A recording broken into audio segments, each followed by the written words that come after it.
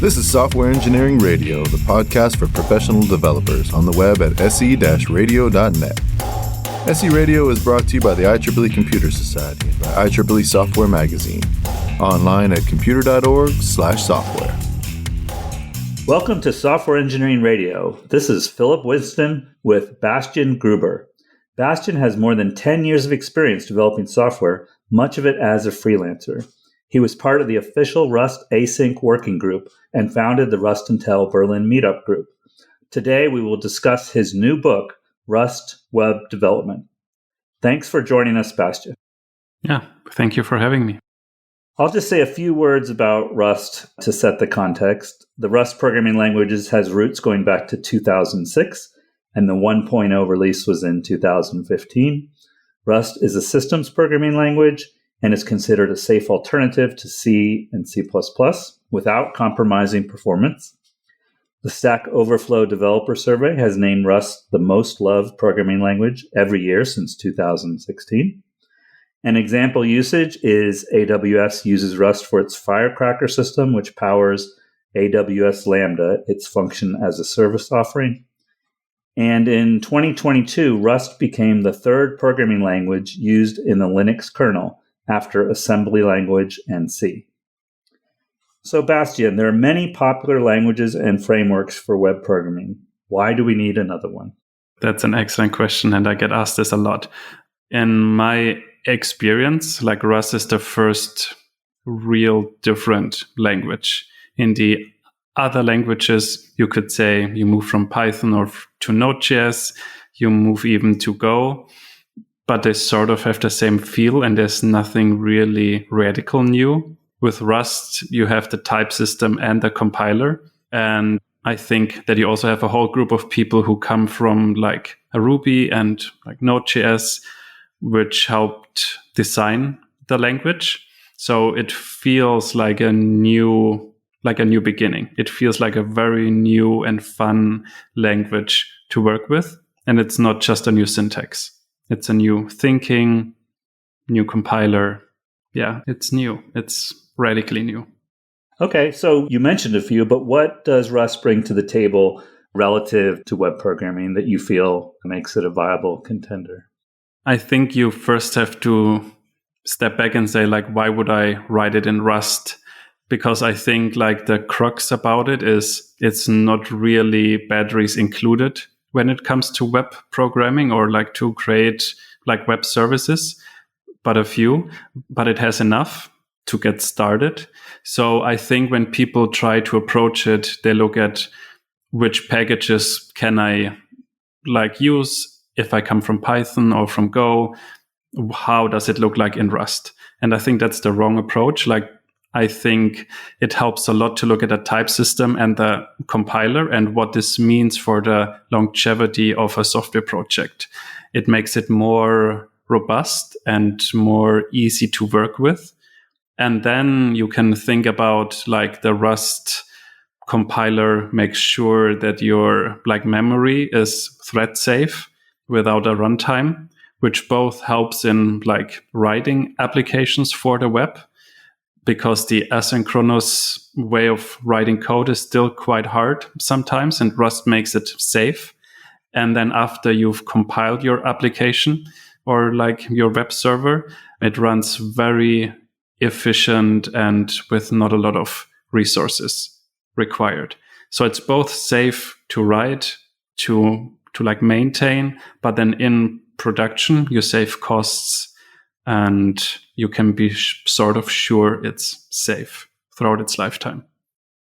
So I can imagine two paths to using Rust for web programming. One is learning Rust for other applications, maybe getting good at the language, and then deciding to use it for web programming. And the other would be to jump right in and learn Rust and web programming at the same time. And your book might bear on that path. But can you comment on those two paths, how viable each of them is? So the thing with Rust, for all its advantages, you need a sort of a base. The base is not a lot. It can take a month or 2-3 months, maybe read the first 4, 5, 6 chapters of the Rust book.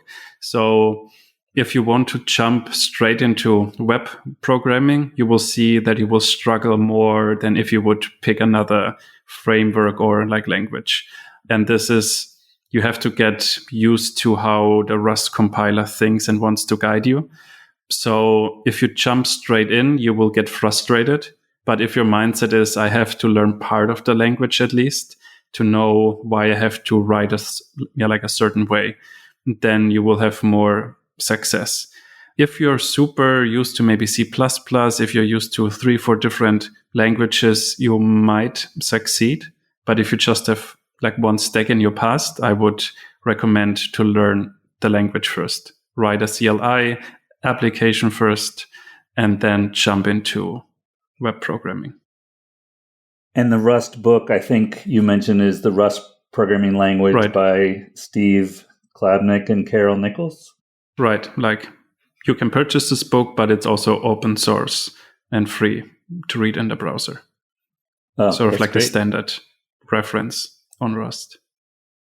So are there web programming environments or situations or applications where you think Rust is not the right choice for web? It's really hard because there might be something I've never touched or heard of. If I think back in my career now and I think back, okay, I used here Node, I used Java, I used partly Go, I don't see a reason why I wouldn't use Rust for these use cases. It can be that you need to prototype really fast. You need on Monday and by Friday, you need something working to show to an investor or to like a customer, and it just has to show a few things. Then like Rust, if you're not as experienced, might not be the right choice because the compiler wants to make sure your program runs safe. And if you prototype, you know the pitfalls and you don't care if it's safe, since this application will never see the light of production. So if you really want to prototype fast and are not 2-3 years into the language, it's not the right choice for you. I can see that. I can't remember if you covered this in the book, but how did you personally start using Rust? And then how did you personally get involved in Rust for web programming? So I was a contractor. I had a Node.js project, and around the corner was, like in Berlin, there was the Mozilla headquarters in Berlin, and they had like a meetup called like the Rust programming language. And then I Googled and thought, hey, this sounds interesting. It seems like a systems programming language. And I was sort of done with Node.js because I've done 10, 15 different projects. I saw all the pain. I didn't see how Node can solve it. So I thought, I need a new language to solve these problems. And back then it was prior Rust 1.0. So it was, I think, 2014. So like I've tried it. I thought, I don't understand anything about it. I dropped it again. And then in 2017 or 18, there was a JavaScript conference in Barcelona. And Steve Klabnik, he presented like the language in a little booth. And he also said, there's the first Rust meetup in Barcelona. Feel free to join. So I joined there. I saw the language. And like what fascinated me was the people who joined there were open-minded. They were open to fail. It was not as strict. Like I joined a few Go meetups and I felt like a bit out of place. And with Rust, I just felt home personally. So I thought, hey, that's great. I want to also start a meetup in Berlin about this where people can share their thoughts about the language. And this is where I thought I first want to start a meetup, see which people this language attracts, and maybe this is something for me. And after starting the meetup, I thought, yes, I think I want to pick up the language. So I wrote a few blog posts. I was on paternity leave back then, and I saw I want to move from Node to Rust. So I dig deeper into how to write a web service in Rust. So like I blogged a lot, and then I got my first like Rust jobs, and from then I'm in love like with the language. Great. Okay, we're going to go through a few features of Rust. This is very much a subset that are covered in your book and even a subset of that. But we want to give a flavor for what Rust-specific features and how it impacts web programming. I want to refer to 2 previous episodes for more details on Rust itself. There was episode 279 with Florian Gilcher on Rust, and I guess he's a core Rust programmer. And there was episode 490, Tim McNamara on Rust. The second one was 2021. The first one, I think, was 2017. And we already mentioned the Rust book. So here's a few features I just wanted to kind of get your read on. So one is one of the hallmark features, which is performance. What enables Rust to be as performant as the fastest languages? In my read, I'm not a compiler engineer, but the compiler, what transforms your a Rust code to a binary and machine code is the compiler. There is no runtime attached. So once your code is compiled and in an asynchronous way, you can think about a state machine, your asynchronous functions will be transformed into a state machine. And the Rust compiler makes sure that the memory you used and you want to write to is always safe and thread safe. So after you've done the compilation process, there's no overhead attached like in Java, like in Node.js, like in Go.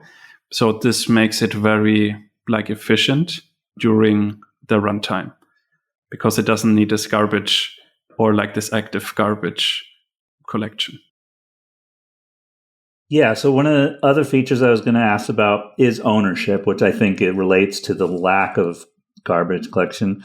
Ownership is not a term I've heard in other languages, but can you talk a little bit about how that impacts your sort of day-to-day thinking with the language? This is a topic many new Rust developers struggle with, and I think even if you go on and do more complex applications, this will have an impact on how you write your code and how to think about the code. And this is a caveat of Rust, but also its greatest feature. It basically says that not more than one process or active part of the application can write to a memory space. So you can have multiple reads, but just one write. So if you pass a variable by value to another function, this function now owns this space in a memory. And if you want to pass it multiple times to different functions, you have to think about how would I do this so I can make sure that I adhere to this ownership principle that just one function can actually manipulate the memory. So I'm thinking about this is where the performance comes in and the no active runtime comes in, because the compiler makes sure that not two processes at the same kind can manipulate the space in memory.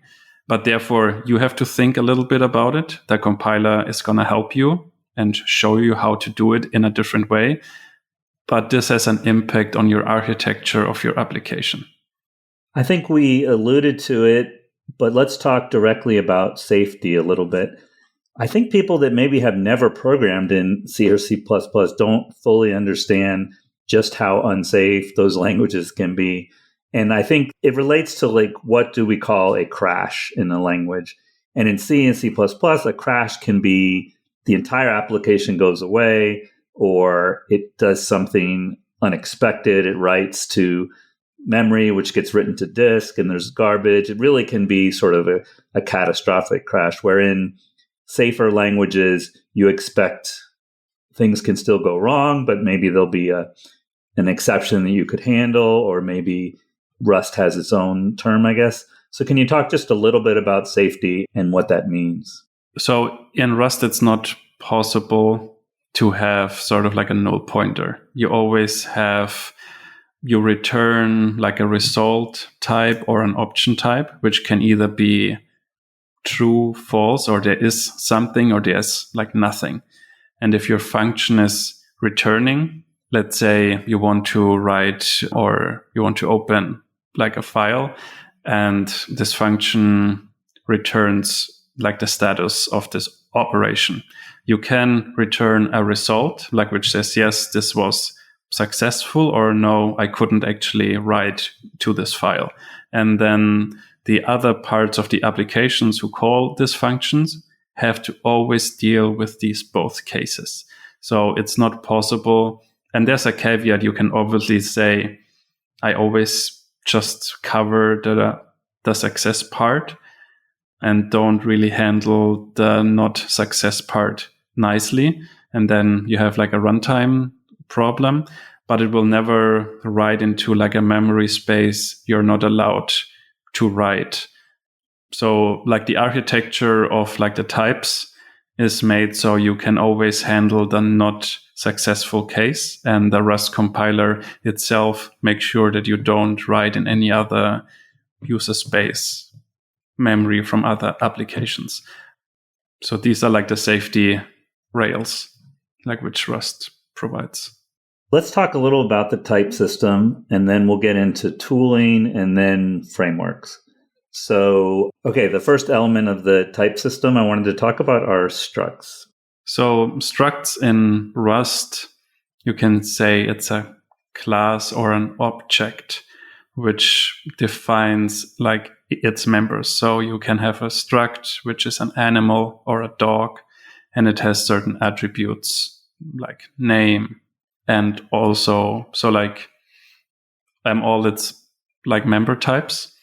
And then in Rust you take a second step and implement this struct, where in this implement block of this struct you will define the functions for this struct.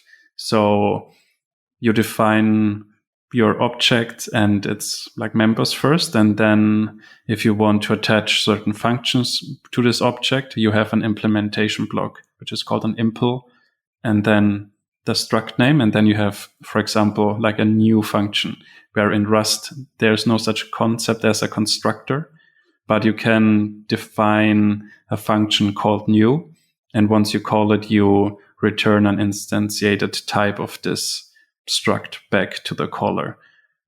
How about generics? The syntax looks a little bit or a lot like Java and C#. How are generics used in Rust?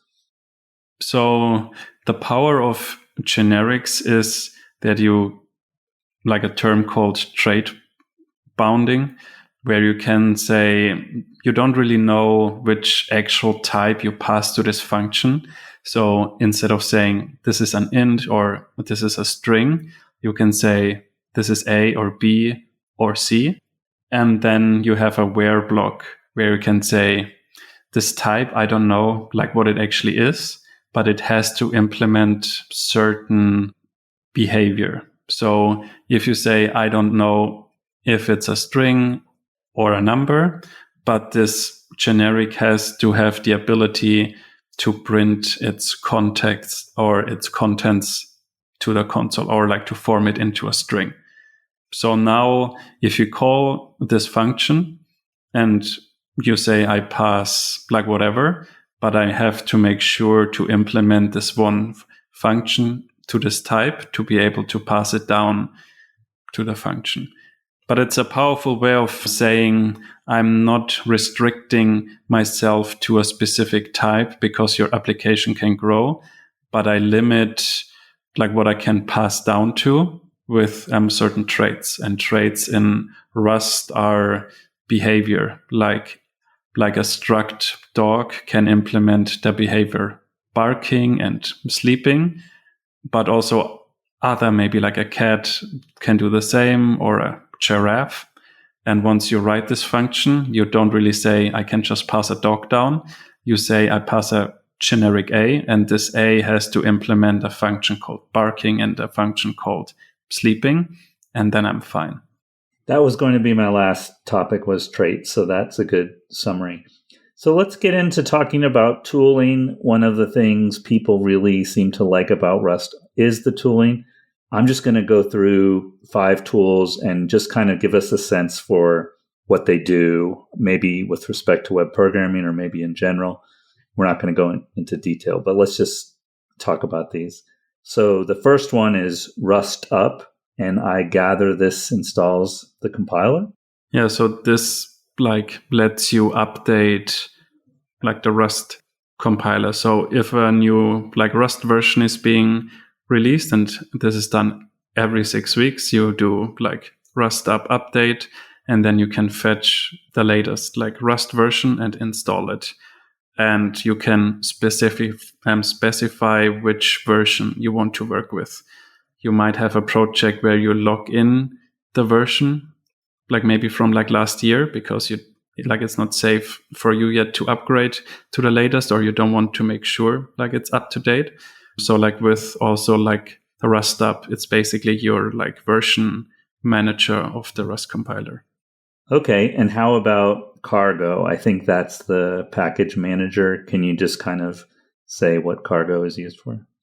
Yeah, so Cargo lets you create a new project, build a new project, add the dependencies to your project. So Cargo is basically your tool you will see the most on your command line. With Cargo new and then the project name, you create a new project like with a scaffold of a new like Rust project. And you can with Cargo add and then the dependency name, you add a new package which updates your dependency file and adds the dependency to your project. You can also have different build steps. So you can have a Cargo build, and this builds like a development like version of your application, but you can also have a Cargo build -- release, and then this builds a smaller, more optimized binary for deployment. The next one is Rust C. I gather this is the compiler. Do you ever call Rust C directly, or do you call Cargo only? I haven't experienced yet a scenario where I would use Rust C by hand. So you would also always probably just interact with Cargo. I can't think about an edge case yet where you might use Rust C directly. And one of the features of Rust C are extensive error messages. I remember in the book, you did a nice job of showing someone make a change. It produced an error. You'd explain the error and explain how to fix the error. I thought that was really helpful. Can you explain a little bit about these error messages and sort of how they direct you towards possible fixes? So in the beginning, we talked about was you should learn like a basic set of Rust, and then you have the ownership principle, which can be a bit challenging to learn. But the compiler, if you make a mistake, it can help you direct in like what you should do instead. And this is not always the right thing it suggests, but in 90% of the time, and in the beginning of your journey, it's almost close to 100% of the time will tell you what to do instead. So if you don't adhere to the ownership principle, it will tell you like what to do, so you comply to the ownership principle, for example. And that's also the hard part. If you come from a scripting language, you're used to debugging, printing out stuff on the console, and then trying to fix them. In Rust, you will always face the compiler because it makes sure that your Rust code is safe and correct. So you will have to get used to lots of compiler messages. If you compile, you fix them, and once it's done, you can be sure, wow, now it's finally done and I can actually run my binary. And this is a bit of a different mindset from other languages where you can like run your binary or your script quite soon, but it can fail and you don't know like where it fails. But the Rust compiler will tell you every aspect, what you have to fix until it's finally able to compile. And this will stay like with you in your Rust journey. So the suggestion is to get used to and befriend the compiler, see the compiler as your pair programming buddy, which is also nice because if you're quite new to the language, you don't always have to go to a forum or to Stack Overflow. You can trust the compiler to learn from. It will teach you how to write good Rust code. And if I remember, it's actually showing you where in the line the error was, not just... Oh yeah, like it shows you, for example, hey, this variable is moved here, and please add this function here so it will fix the problem for you. So like it shows your failure, and then it has an info section where it suggests a better way of solving this problem. Great. The fourth tool I have written down is Clippy. I can't really remember what this one does. So Clippy is one step up from the Rust compiler. Clippy is sort of write idiomatic Rust code. It's a tool, like it was not part of Cargo in the beginning, and now it's part of it. So there are certain rules, like in JavaScript, it would be like linting. So you can run it through your code and it will say, hey, there's a more rusty version of writing this part of the code. Or you can even say, I want you to notify me if I forgot to write comments for this struct or for this function. So, or like write, hey, you didn't return a proper result type for this function. So it makes sure that your code is up to the highest standards, and you define of how high your standards should be based on like a config file and the different type of rules you want to have. Okay, the last one I have listed looks like Rust format, Rust FMT. I know there's a Go format that's super well adhered to in the Go community. I don't know if this is similar. How widespread is the use of Rust format? I think pretty widespread. I've seen a few projects now where people, so then like the Rust formatter needs a config file, and that is like a same set of like rules as maybe Clippy has.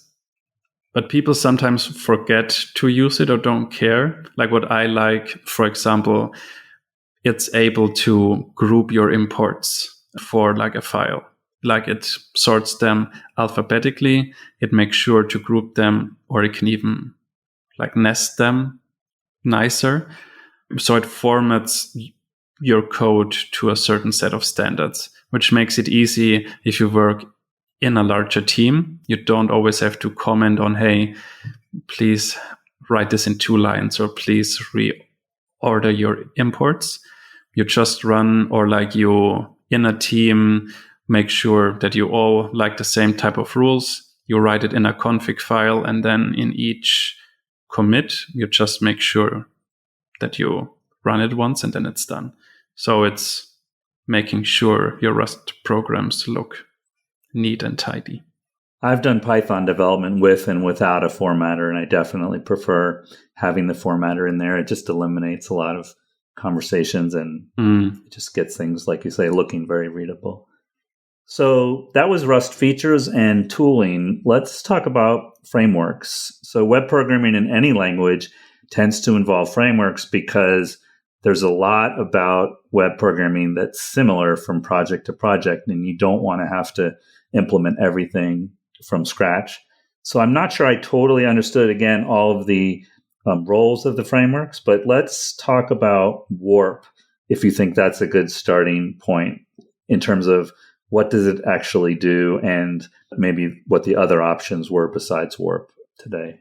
So Warp is a web framework. If you come from a different environment, I think that you would, and this is why I wrote in the book as well, I tend to start from the bottom up to see why Rust is different. But if you start from the top, there's like a super small, easy to use web framework with, like, it doesn't come with all the batteries included.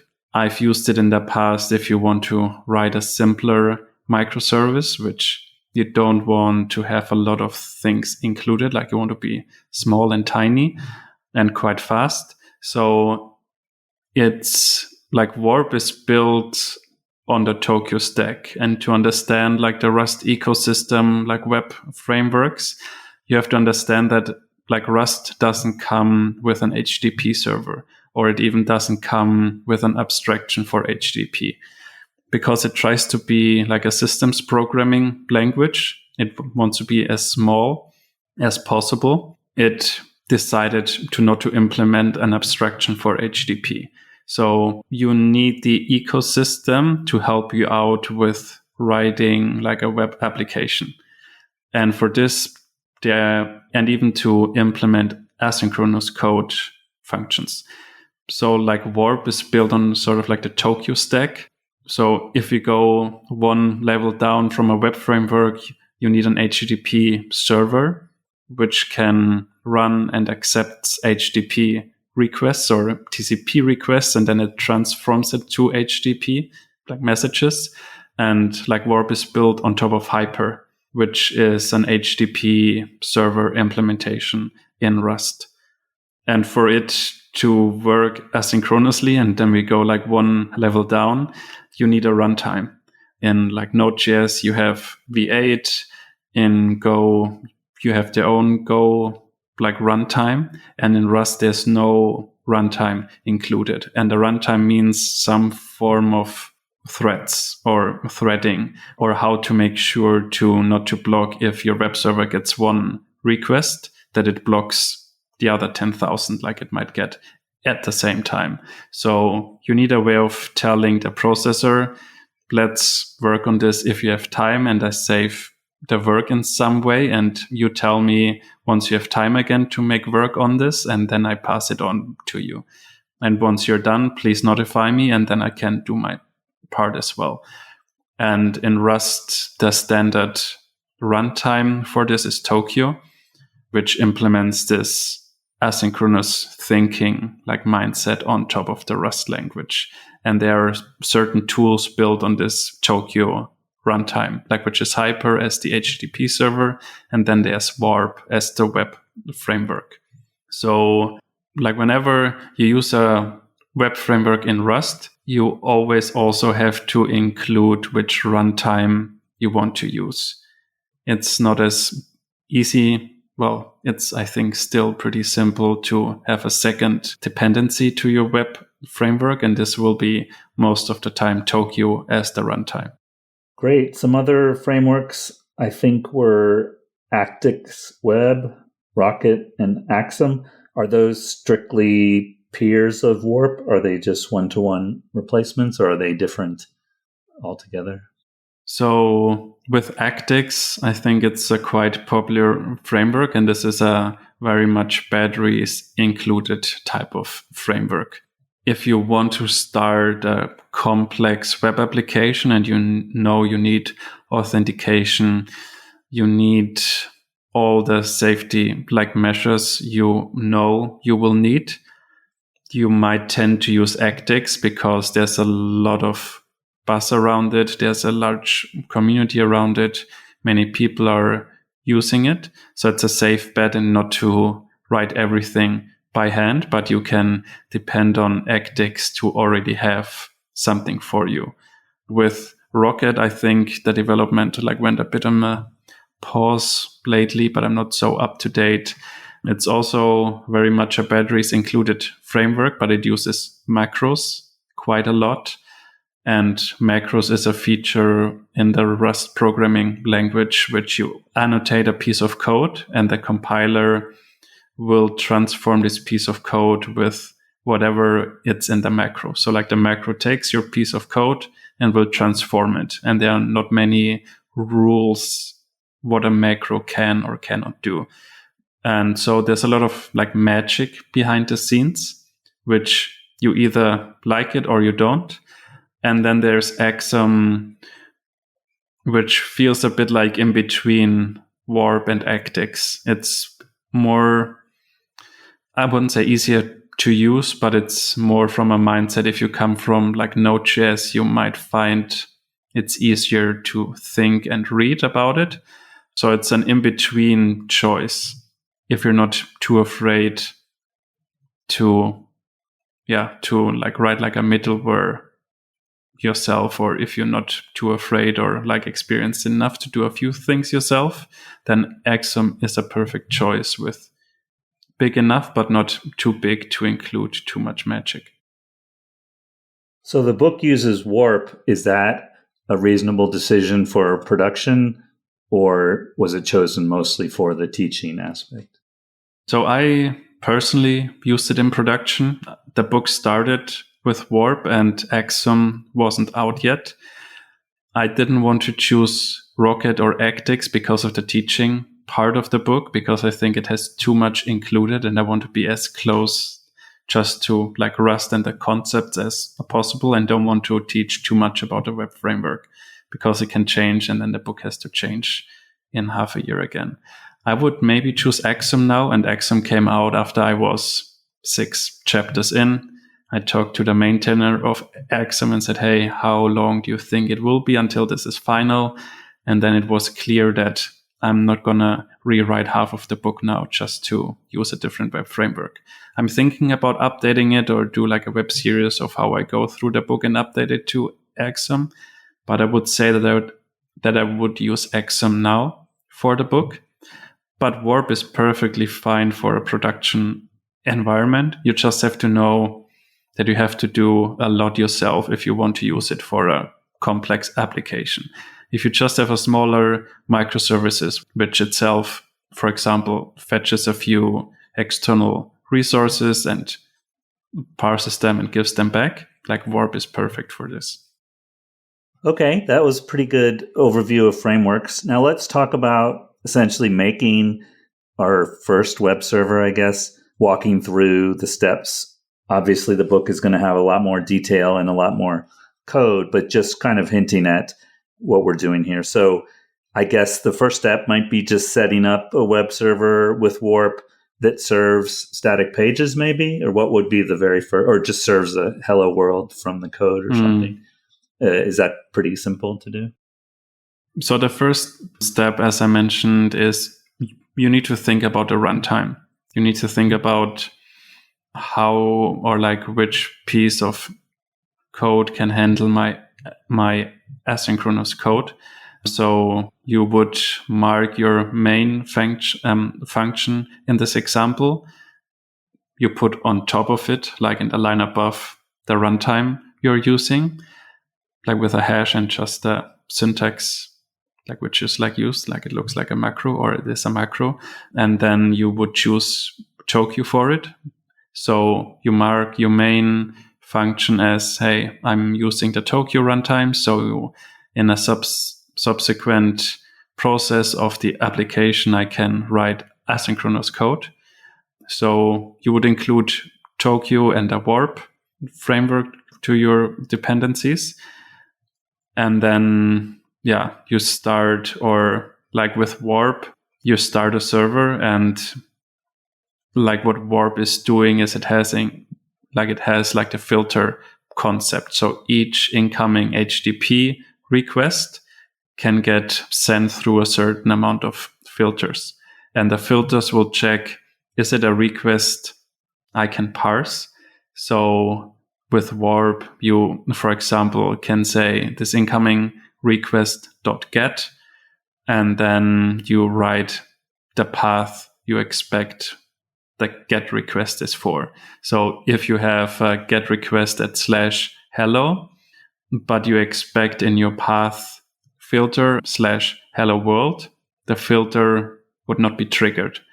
So then it would say, no, I've expected this at /hello.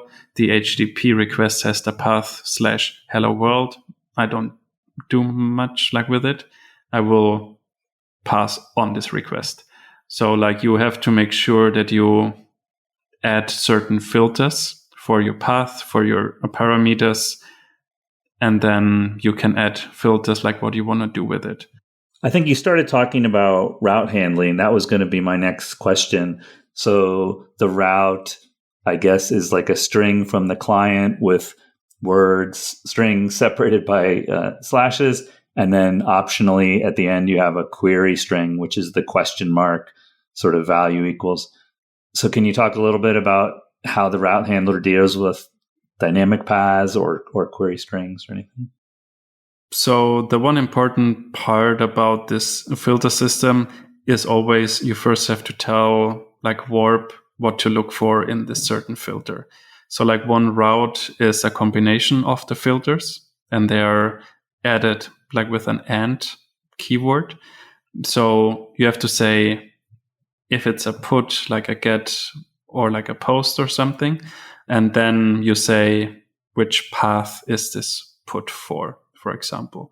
And then for this path, you basically say like the slashes and the hard path, like the not, or like the static part of the address.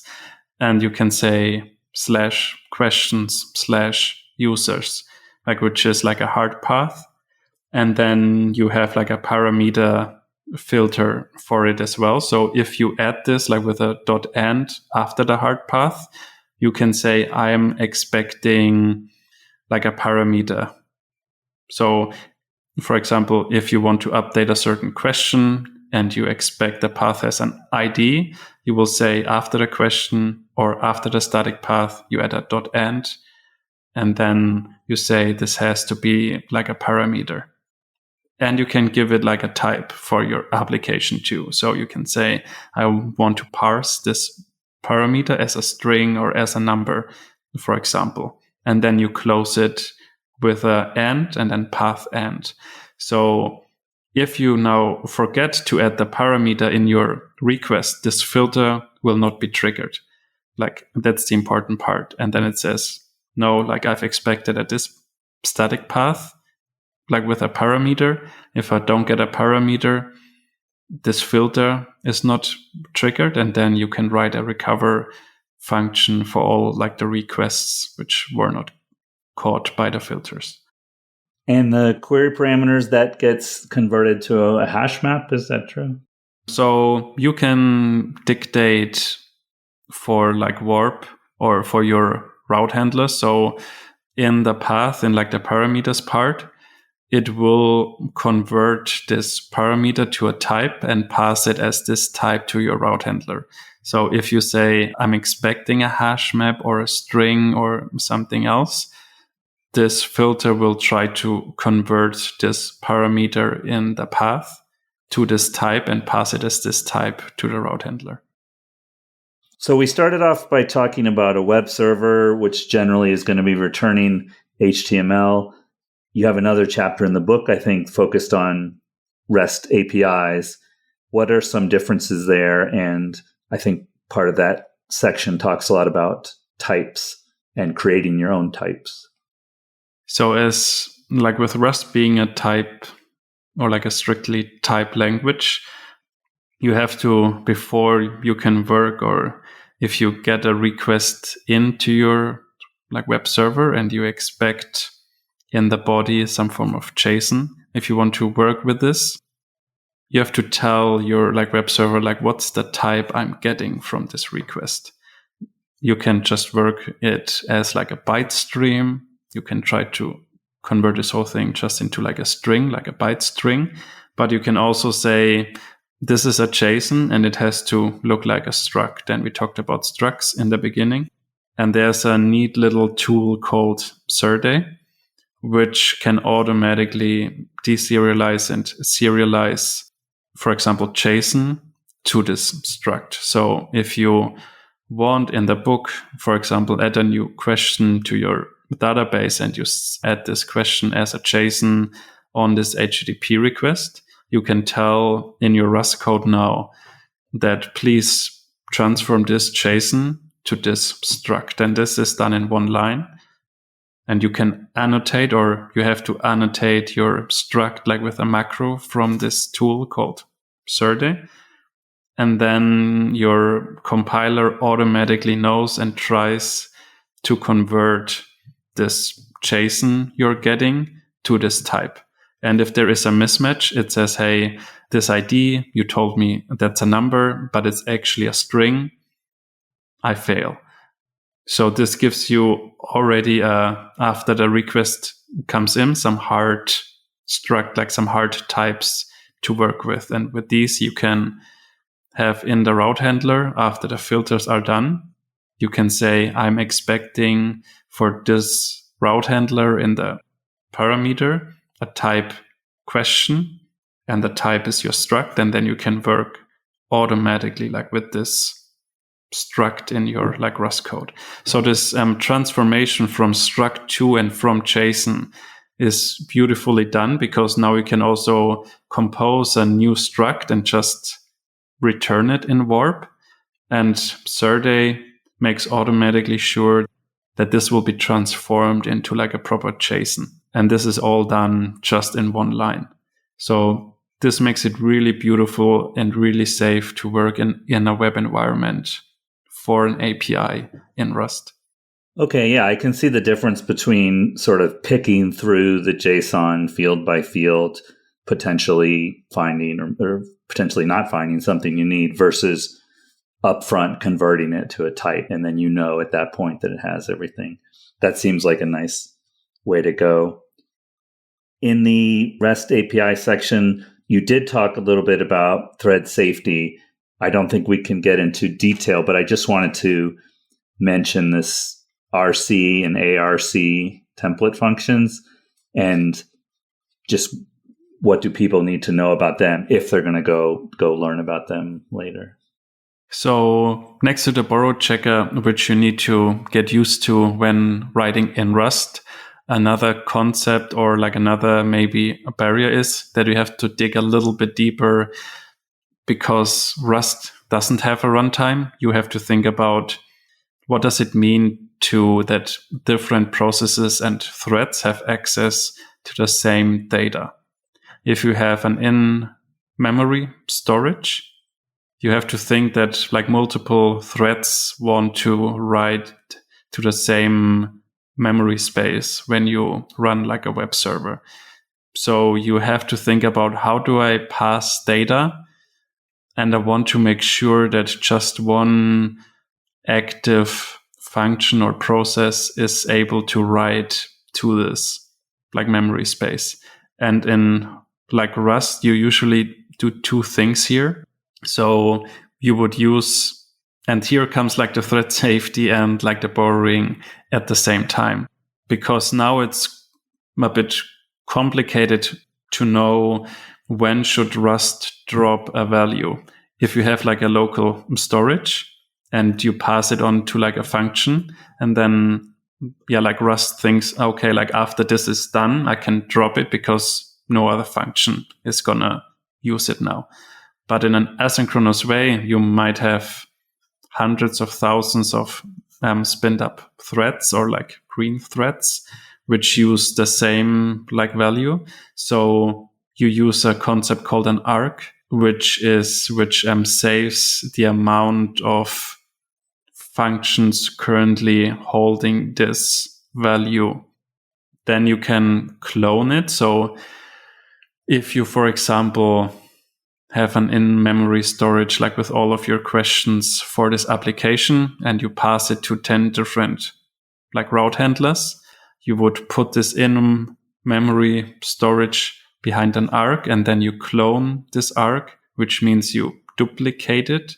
But for an arc, it just increases like a counter and says, I have 10 active functions currently like using this variable. So please, compiler, don't drop it. And after each of like the functions are done, like it decrements like the pointer or like the counter. And if the counter is at 0, the compiler knows now like no one is using this anymore. I can drop it. So now you solve the problem with how to multiply in an asynchronous environment, like a memory address, and pass it to the different route handlers. Now you still need to solve how can I make sure that actually just one function at a time is altering this memory space. And for this, you usually have like a read-write log or you have a mutex. So inside this arc, you also pack in a read-write log or like a mutex. So if you have a route handler, it gets this arc of this like memory storage, and then it's trying to request a lock from the read-write log. Like it says, I request a lock because I want to alter this data. And then this like abstraction will make sure that actually just one function at the same time is altering this data. And if two will request like a write lock, it will make sure that just one of them gets it and the other one has to wait until it's free again. So this is why you oftentimes see in this asynchronous environments this combination of arc and read-write log or mutex, and then your actual data you pass around. Yeah, that's a good example where in the book you have to pause and go pretty deep on some Rust concepts to explain that part of the programming. But I think that's actually a good way to learn it when you're motivated for a specific use. So we have a web server delivering HTML, and maybe we have a web service delivering API results in JSON. Now, another piece is we need to chain and call into someone else's API. And is there anything to say about that that's different? I guess in that case, you still are using, maybe, do you make structs for the API you're calling into? Is that how it works? Yeah, so for the API calls, you can also use another crate, which in the Rust world is called request. Like, it's a popular crate for this.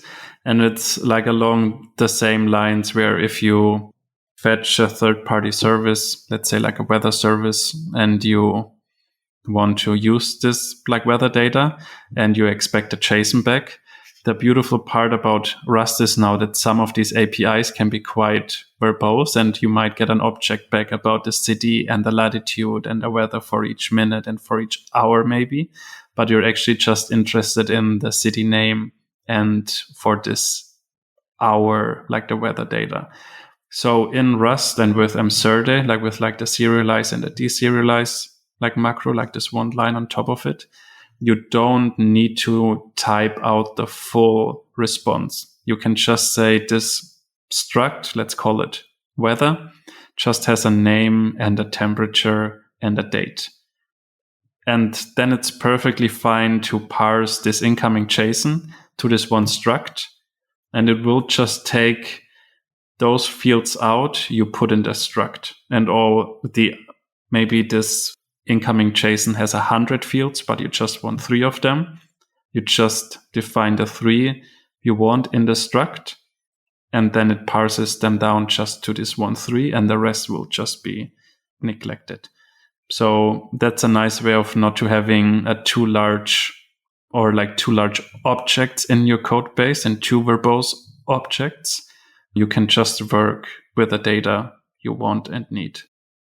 All right. One of the other topics in the API section was databases, but we're going to skip over that here. But it was nice to read about starting with an in-memory database and then using, I think it was Postgres.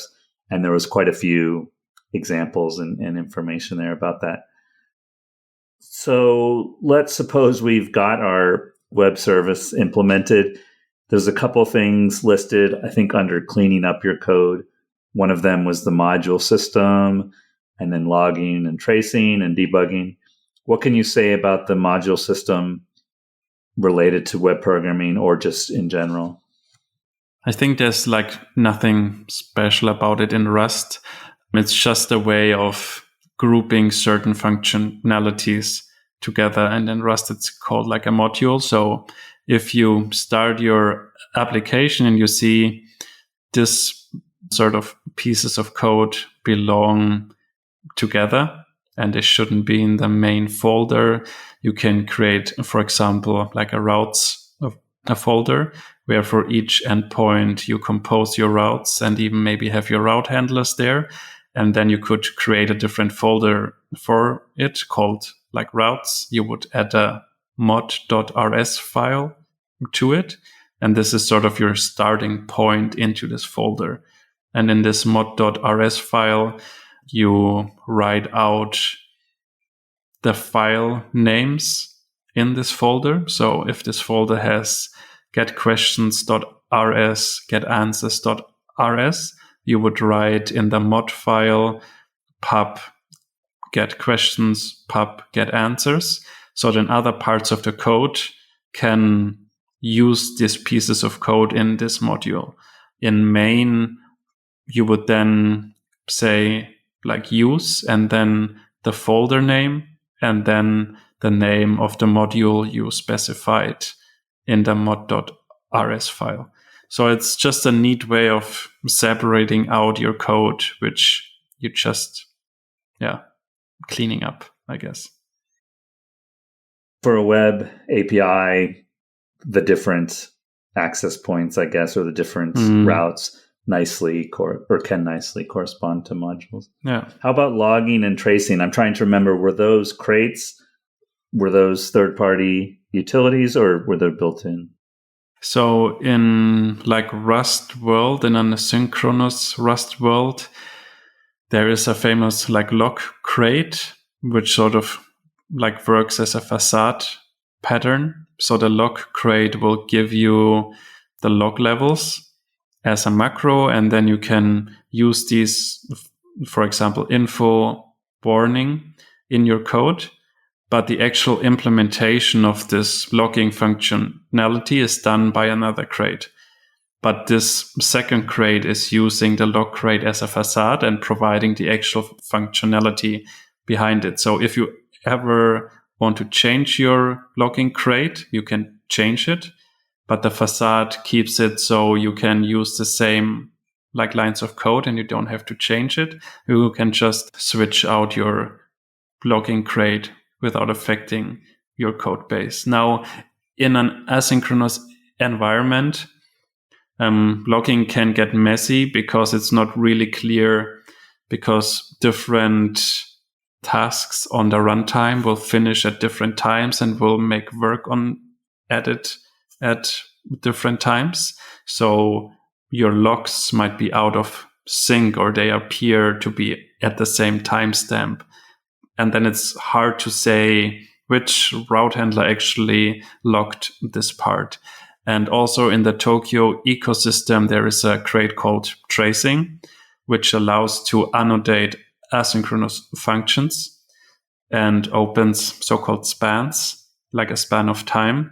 So it's clear which route handler or like which thread this log message is for or from. So if you operate in an asynchronous environment, you always have to think that you can't control when or how your function is making progress, and 10 things can happen at the same time or like appear to be at the same time. So you have to think that your logging might not be as clear in this environment. Therefore, you have this crate called tracing, which adds this few pieces of functionality which can create a span of time.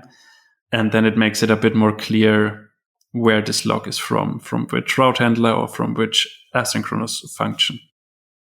Let's talk a little more about bringing things into production, and then we'll start wrapping up. You have a section on authentication and accounts. I don't want to go through that in detail, but is there anything to mention with authentication? I guess there's another crate maybe that handles that.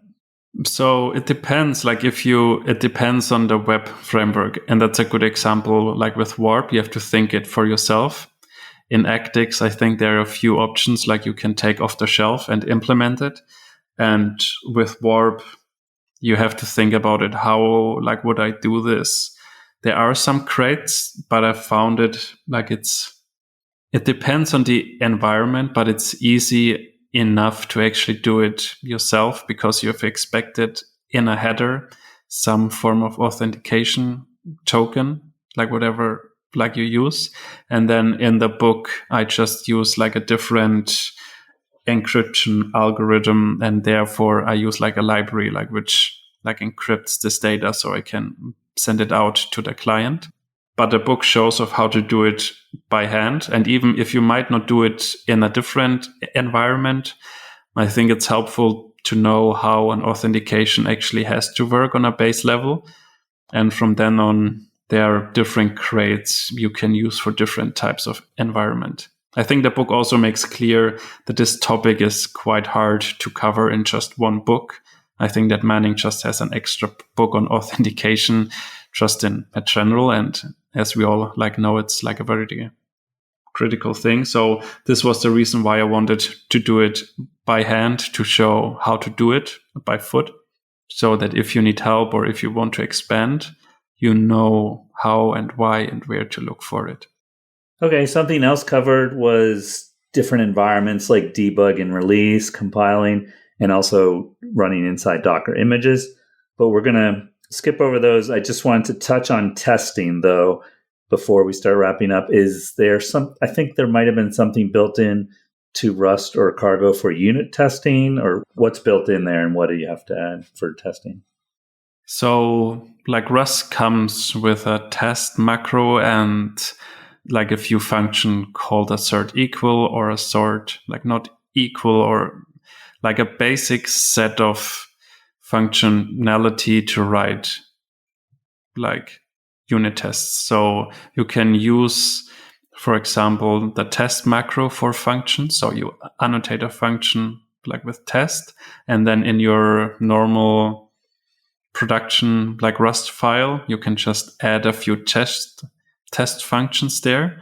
But you can also have a test folder called tests where you write your tests in there. And if you run on the command line cargo test, it looks for all these functions which are annotated like with test and runs them. So this is a nice way of a built-in, and it has enough to write your unit tests for. If you go into integration tests and stuff, I think it depends on the flavor of how you want to use them. In the book, I explain of how you add like a terminology called channels to your like web server. So you can start a server, like the production server in your test environment with certain parameters. And then you can use a channel to send a one like message, like to shut it down again if a test fails or if all tests are done. And it's called like a one-shot channel. And I think that Axum has it actually built in, like which you can use. Let's start wrapping up. What features in Rust or any of the frameworks are you looking forward to seeing in 2023? Is there anything on the horizon that would make web programming easier, or anything you're looking forward to? I think like it made me hopeful, and you mentioned this in the beginning, like the firecracker, like written in Rust, and because like so many web services interface with AWS, for example, that there's more coming from this direction. I hear from a lot of Node and Go programmers that they miss crates, or they think, oh, like, why should I do this by hand? I want like a third party to do this for me. So I hope there will be new releases and a more push into, like more like Rust flavored third party interfaces. I guess this is like what I look most forward to. So the book and this conversation, we've been talking about Rust on the back end. Are you familiar with efforts to run it on the front end? And that historically the front end is JavaScript, but now with WASM, I guess there are ways to run compiled languages. Is this something the Rust community is working towards, or have you any familiarity with it? I think there are two interesting topics around this. Like the one thing which is more like in the blockchain like world, where people run their like Rust code in like a WASM block in like a virtual environment. But also I was in touch like with a company, and they do heavy computations, and it's quite expensive to spin this up on AWS and to tear it down again. They were thinking of like moving this to the edge. So like to run these types of computations in the browser. So they looked into shipping these pieces of like Rust code in like a WASM blob, and then the client like itself can do the computations in the browser. So I think this is very, very interesting, where you can package up your Rust code and you ship it to a browser. I think that the Docker creator said that if like WASM like would be out there by the time he wrote Docker, then he wouldn't have done it, because this is actually like a great way of doing these types of things. So I didn't dig too deep into it yet, but from like the use cases I've seen is very, very interesting. What can you say about the Rust community or the Rust web community? How would someone best get involved or get started? And I'll put links to anything in the show notes. And I'll also mention I'll put links to all of these libraries, because some of them are spelled kind of funny. I'll put them all in the show notes too. But how about community? Is there any central gathering point people should know about, or how do they get involved?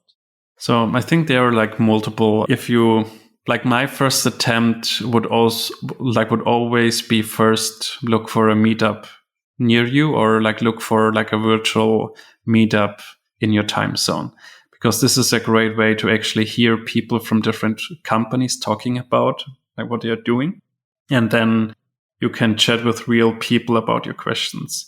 If you, for example, in like Europe, there's the Rust-Linz like meetup. It's like virtual. You can get up early and like attend it in the States. And then for the more technical questions, there is the Rust Zulip server, which is more like around the actual language progression. They are like the working groups gathering there and talking about the next steps in each of these environments. But there's also the Rust Discord channel, which has different, I guess, rooms to discuss certain things. Like there's a great beginner room, like you can ask certain questions and the help is always like nice and fast. And then each crate or ecosystem, like we talked a lot about the Tokyo ecosystem, has its own Discord channel where you would find Hyper, Warp, Axiom, and Tokyo. So if you struggle with understanding certain concepts, you can go there, and most of the time the core maintainers of this crate will help answer you the questions. And generally, it's like the nicest environment I've worked with. Sort of, I'm used to JavaScript, and JavaScript is quite an open community. But in Rust, you have this sort of solid knowledge of people, but they always try to help out.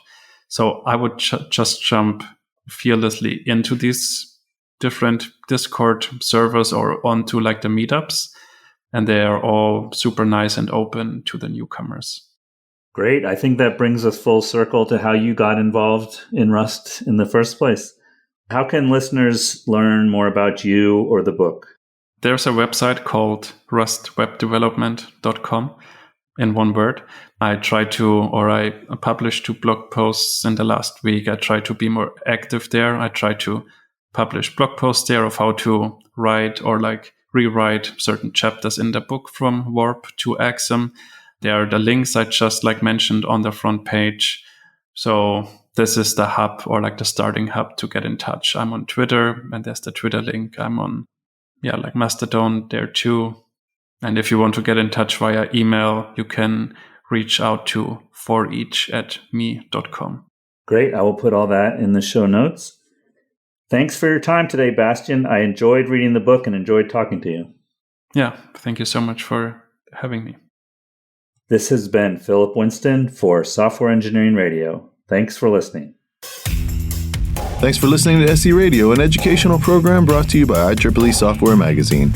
For more about the podcast, including other episodes, visit our website at se-radio.net. To provide feedback, you can comment on each episode on the website or reach us on LinkedIn, Facebook, Twitter, or through our Slack channel at seradio.slack.com.